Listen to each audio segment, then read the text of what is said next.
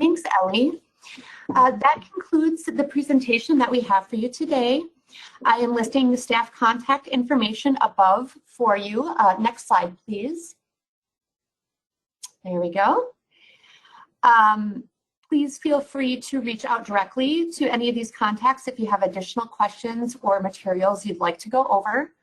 Maybe just quick take a picture of that screen. Otherwise, we will be posting the PowerPoint presentation to the website within the next couple days.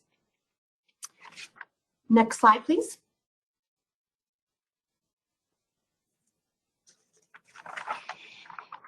Oh, there we go. Okay, back to the emerging developer resources slide. One back. Okay.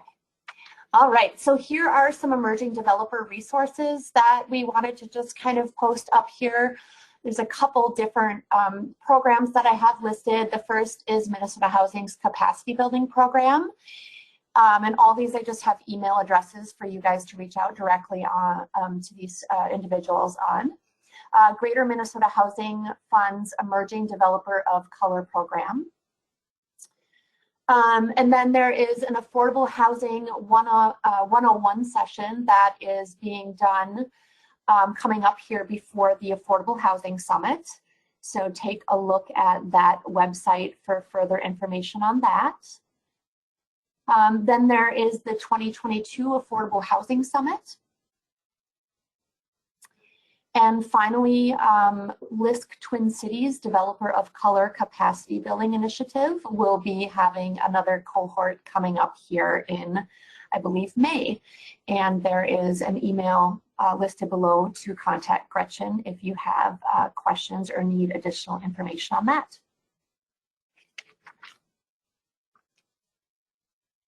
Next slide, please. So we're now going to move into the question and answer session. And I am going to ask all of our panelists to turn their cameras back on so that they are ready to assist in answering any questions that come in.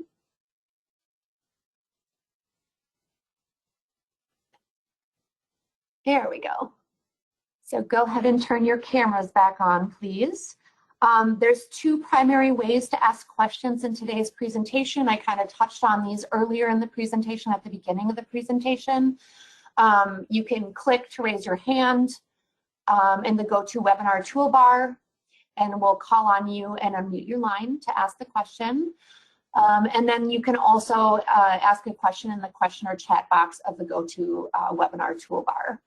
So I am going to go ahead and just get started with one of the questions that we have had come in during the presentation, and we'll just kind of go from there. So first question, what factors are important to mention to demonstrate organizational capacity for a project? So this is a great question.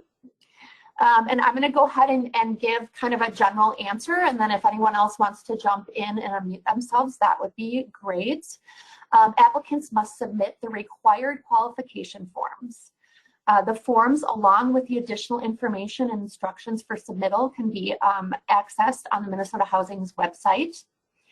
And the applicant's financial and organizational capacity will be reviewed to assess the following things.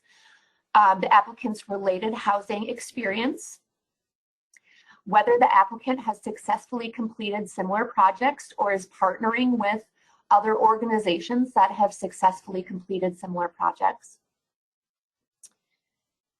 whether the applicant has strong current and expected ongoing capacity to complete the proposed housing, as well as other proposals being developed by the organization. And that includes those previously selected by Minnesota Housing that have not yet been completed. And then finally, whether the applicant has the capacity to maintain the rental housing long-term. So hopefully that answers that question. Again, it was what factors are important to mention to demonstrate organizational capacity for a project. And if you do have additional questions, again, feel free on that specifically or other things, do feel free to fill out a technical assistance form or reach out directly to the individuals that were presenting on the topic. That is also an option as well. So I don't see that we have any hands raised right now. I'm going to just keep reading through other questions that we have. This looks like an underwriting question. When considering sizing, are projects with the largest mortgage and amount preferred? That is where the 5 steps listed in order of agency were the 5 steps listed in order of agency priority. No. So go ahead, Erin. So no, it wouldn't be a priority. It would just be how we would go about sizing it. So I think to add on to that a little bit more, the mortgage should be maximized and sized according to the underwriting parameters as discussed in the underwriting standards. Patty, could you flip back to slide 15 for me? Because I think you showed that, Erin, when you did your presentation. Yep.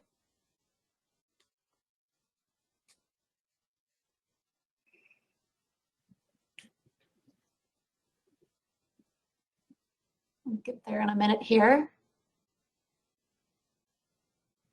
There we go.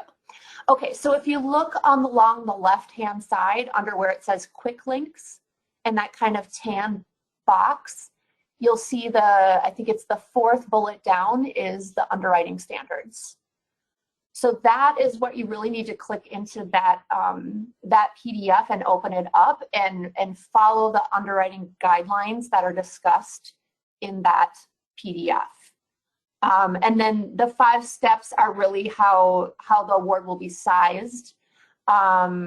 And so I think what Erin's kind of saying is that it's good to follow along and use those same principles or just be aware of how we're going to be sizing the award.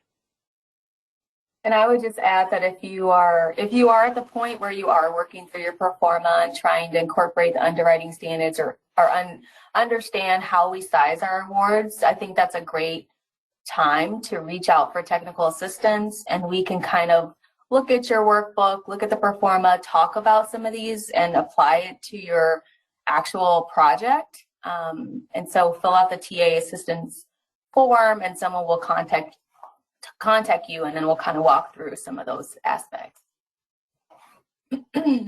Thanks, Summer. Okay, so I have another question that is kind of underwriting and kind of portal related.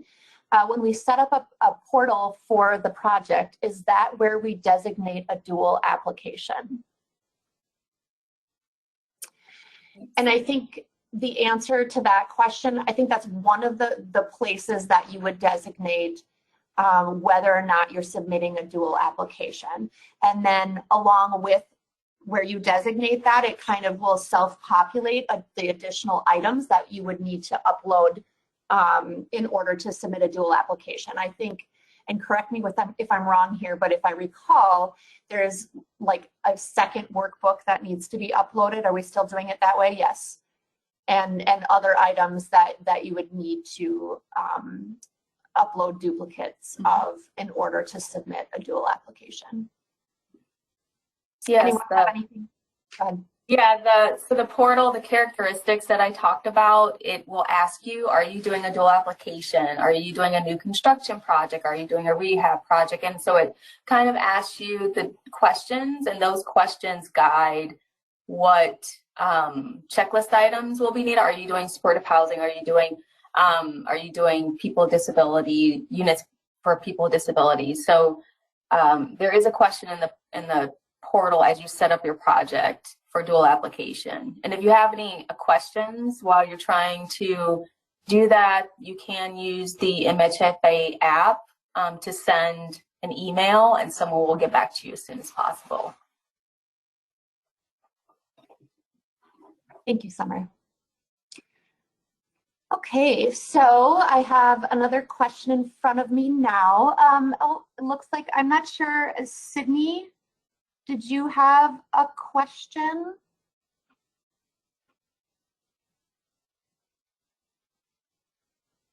There we go. Patty, do you want to unmute Sydney's line? Hi, this is Sydney Ollendorf from Landon Group. This is a question referring to the checklist in the portal lists a geographic hold harmless provision. And then the help text says to reference the scoring guide for details. And I don't see it listed in the scoring guide. Could someone tell us what this item is? Yeah, I can. So the hold, it's actually, if you look at the methodology table, which is on our website, it's incorporated, the hold harmless provision is incorporated in that methodology table. Essentially what it is a provision for returning unfunded applicants to utilize the 2-year QAP. So essentially, if you would like to, it's a 2-year QAP. We have the same policies. We have updated our data for the 2022 RFP. But if you are a returning unfunded project and would like to still utilize the data from the 2021 RFP, you can elect to do that. But it is more of it's an all or nothing provision. So you're either going to use all the data from 2021 or all the data from 2022. That is just to help and the understanding that it does sometimes take multiple rounds to get funded for projects. And when we update our data on an annual basis, there are sometimes data that can, you could fall out of the data, specific communities. So we have at least 6 or 7 different geographic criteria that we look at and that you can score on. And so it's just a hold harmless provision to help some of those projects that have to return as a non-select project. So does that answer your question? Yes, I think so. Thank you.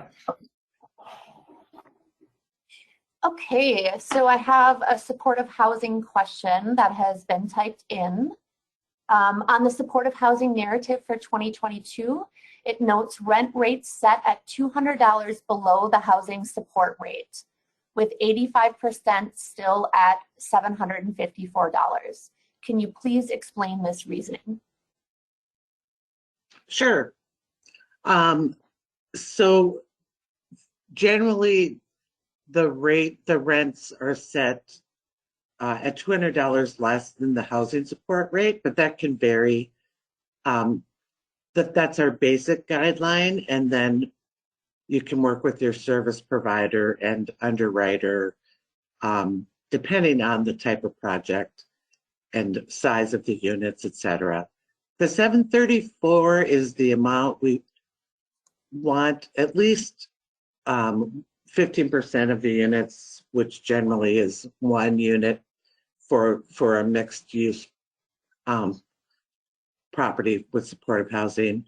There's a benefit called Minnesota Supplemental Aid Housing Assistance, and like 2 years ago, there was a new law passed so that people could transition from housing support to MSA housing assistance. And that it's income supplement. It's not a rental assistance resource, and it goes directly to the person. And so we want to hold those rents to the levels we had when the housing support rate was $934, so that people can be able to pay the rent with that amount of money. They'll have about $1,250 in income with that housing assistance and their SSI. So we wanted to have that in there so that the rents aren't extremely high for the tenant, and also so that you're planning for that, so your development isn't going to lose money when someone transitions to that source. Does that help? Yeah, I think that's great, Vicki. Thank you. Okay. All right, so moving on to the next question. After filling out a technical assistance form, when will we hear from MHFA for our contact person? Erin, do you want to take that one? What the turnaround time is you try to target there? Yeah, so we're monitoring the email pretty regularly, and we will try to at least have some initial contact with you within probably 48 hours after receiving it, and then probably have somebody assigned if within a few days once we understand your request and who it needs to be assigned out to. Thank you, Erin. Okay, moving on to the next question. Did I understand that? Sorry, Sarah, sorry, this is James. I'm just going to jump in actually on one part there. And Erin, thank you for the feedback on that part. One of the things I've referenced in my opening remarks are staff transitions. And we have Minnesota Housing had a number of new people come in and some great promotions, which is exciting. We also know there's been other transitions in the industry. So what I just ask for there is just sometimes there might be a little bit of patience. If it happens to be longer than 48 hours, please do check in with us. But as we're looking to mix and match projects with people that can provide that technical assistance and keep previously selected projects moving forward through closing, which is sometimes the same people, it requires a little bit of juggling to meet the full demand on that. And we also know there tends to be more demand for technical assistance than ultimately applications, which is good because it's a learning experience, but it's also trying to fit it into the calendar. So just noting sometimes the time in there gets a little bit compressed, but we are doing our best to get everybody in. Thank you, James. Okay, moving on to the next question. Did I understand that the HIB funds do not require P&I payments? So principal and interest payments. Summer, do you want to jump in on that one? Sure. So HIB is it is a deferred loan source, so they are soft for other challenge or home loans or and so you would be correct that there is no principal and interest. What we do see, along with a number of our resources, that if the deal can support a first mortgage, there may be a first mortgage that goes along with those, depending on how it's structured, that could require payment for that for the amortizing loan. But James, anything else to add? Yeah. I think there's a couple layers that I'd like to add into that. So for the most part, that is correct. Housing infrastructure bonds do not have required principal and interest payments. There are, however, on occasion where there is sufficient cash flow in a project where it may make sense to structure a portion of the HIBs as repaying. That's really rare because it doesn't align with a lot of projects, but it has happened a couple times out there. What is more common is that there are instances where a project needs a certain amount of HIBs to meet the 50% test for the short term to qualify for the 4% housing tax credit, but doesn't need all those HIBs forever, particularly those projects where there's a first mortgage coming in, and we tend to see that more in the senior housing deals. In that case, a portion of the HIB may be long-term and a portion is short-term, but that short-term portion is replayed with other debt that's coming into the project. So that's where it gets into the magic of the deal structuring. But there is not an assumption that HIB start off as amortizing debt, and it's really rare that it ends up in that particular position. During technical assistance, as the project moves along, that's a good discussion on a deal-by-deal basis. Thank you, James. Back to the supportive housing question that was asked, Vicki. It looks like there's one more piece of this question. Julie's just asking if the 754 at 15% is required or suggested. So the $754 at 15%, is that a requirement or a suggestion? Yeah, basically, it's a requirement. I mean, we will adjust the rent. If you don't do it on your workbook, we will do it when we do the underwriting. So if that makes sense. I mean, it could be lower. We we want to, as I said, make sure it's affordable to someone who transitions to that, and also to keep your project stable for rents. Thank you, Vicki. Okay, so moving on to the next question, and it looks like this is the last one I have in queue so far. You stated earlier that organizational capacity and financial capacity were each part of the selection framework. How will MHFA assess emerging developers who may not have much experience in affordable housing or the balance sheet of traditional developers? So this is an ongoing effort and something we're assessing on a case-by-case basis within the agency.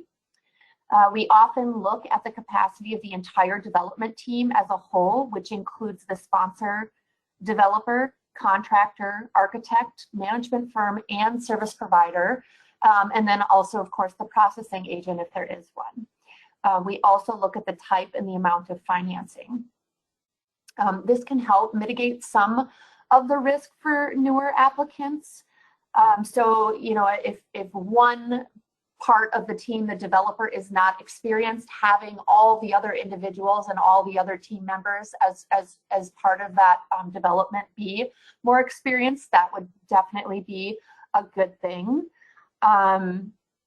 We also recommend partnerships with other owners or processing agents, which is kind of what I was just saying, which will help to navigate our application and due diligence process. So if you have additional questions or concerns specific to your organization, please do complete a technical assistance form so that we can have you know, additional conversations that are specific to your organization or entity.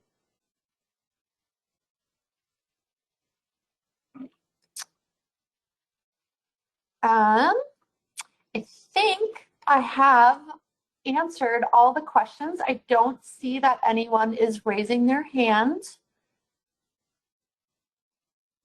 And so next slide, please, Patty, if you'd flip to the final thank you slide.